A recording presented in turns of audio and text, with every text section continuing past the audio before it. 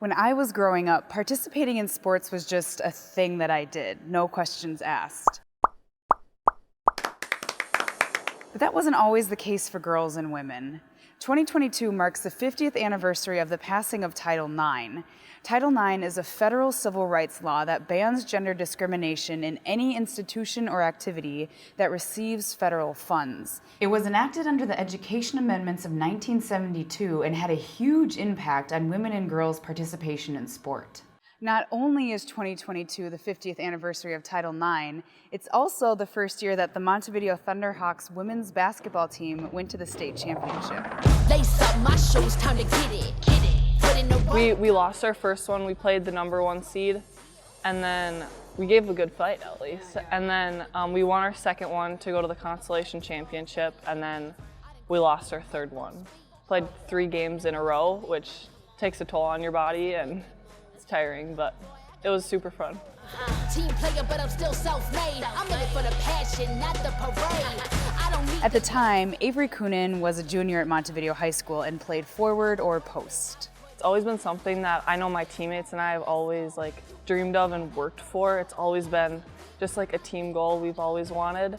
So just to finally see it pay off, it was just super amazing.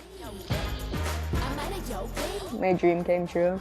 When I interviewed Keely Foley, she was a senior and is now off to Minnesota State Fergus Falls to play basketball and study sports management. She played point guard. I'm about to lap you up. Tell me, have you had enough? You would think I had a PhD in psychology. It's not just the calling out the plays or any of that. It's making sure everybody's success is it's not just their success, it's everybody's success, and helping even the younger girls, it takes a lot to have that patience just to help them succeed and get better, so. Both players said they couldn't imagine a life without sports. Sports teach you a lot about, like I said, perseverance and just teamwork and leadership. My grandma, I remember talking about her growing up, she said that she wishes she could always have played sports. She wishes she could have played volleyball, but she could only do that in gym class. So just being able to do that is just something I'm grateful for. So. I think Title IX has been a fantastic positive influence in athletic programs, all throughout the country. And I think every single year that we give everybody an equal opportunity to play whatever sport that they happen to be interested in, just allows us to inch forward and become as close to a society that we are hoping to become. Anthony Jackson has been the Montevideo High School women's varsity basketball coach for 2 years. He's also an English teacher. And coaching plays an important role in gender equality in women in sport. Look at this. In 2018, Dr. Nicole LaVoi and Matea Wasend wrote a report for the Tucker Center for Research on Girls and Women in Sport on female coaches coaching female athletes. The Tucker Center is the first research center in the world dedicated to the academic study of girls and women in sport. Their report explains that in 2018, when the report was written, female sports participation was at an all-time high, 43%, compared to 3% pre-Title IX. But that surge isn't reflected in female coaching. In 1972, 90% of collegiate female athletes were coached by women, and now women make up about 40% of all head coaches of women's teams and 4.6% of head coaches of men's teams. So why did this happen? Dr. LaVoi basically broke it down like this. Pre-Title IX, there weren't very many athletics in schools for girls and women, and the ones that did exist were primarily, 90%, coached by women who were usually unpaid. It wasn't lucrative, you had no power, you were doing it because you loved it.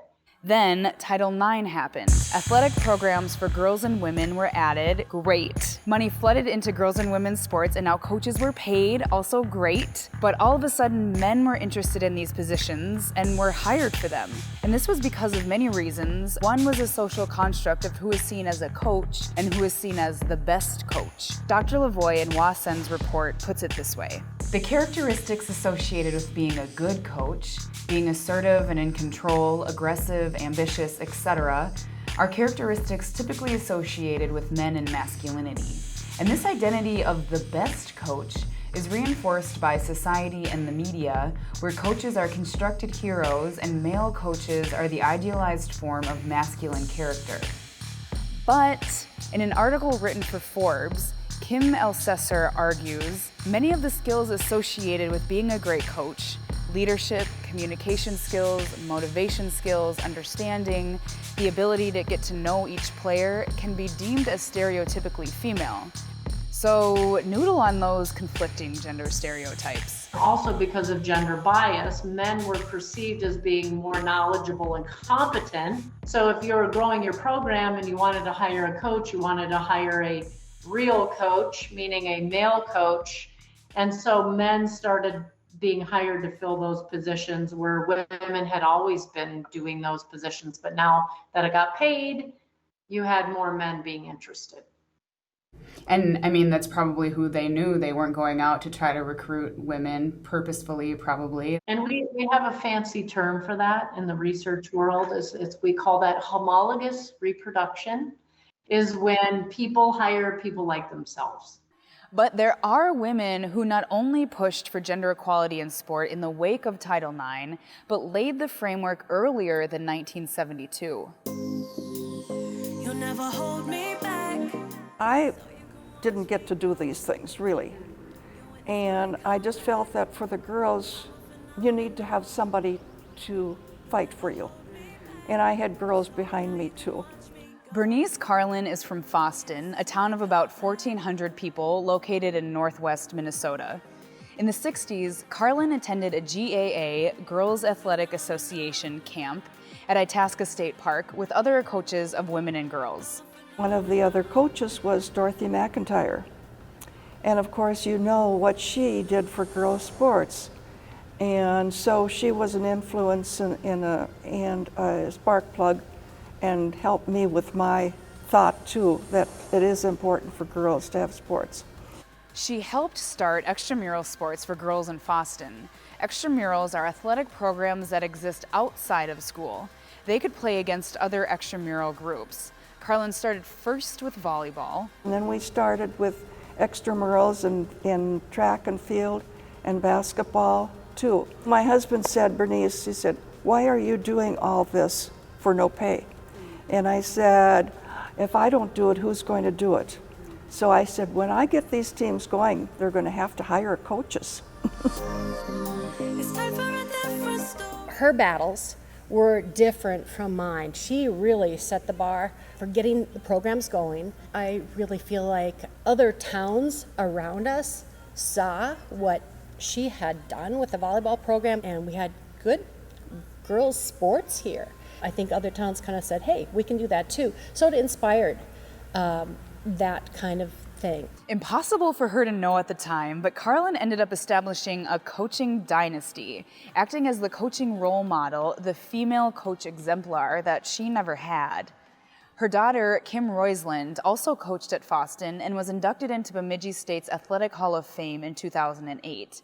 And Kim's daughter, Kelly Roisland Curry, is now an assistant coach for the University of Minnesota women's basketball team.